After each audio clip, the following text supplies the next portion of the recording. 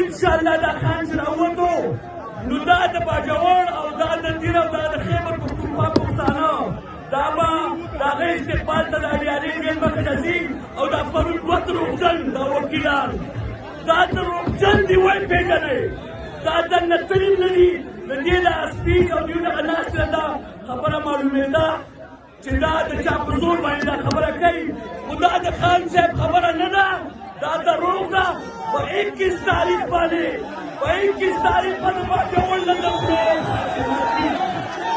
په 21 تاریخ باندې باجوړ نه څنګه همدې ویلو کنه وره وی چې په مړ په داستا پروتین بچو نه شي نو په دې باندې خپل تقریر اختتام کوم یو خبره اورې د باجوړ عوامو سوال د تکون جوړې د تراکم په 21 تاریخ ټول دنیا تاسو منتظر ده چې ماښام 9 بجې دا اعلان وشي چې NA 8 او DK 22 مبارک شي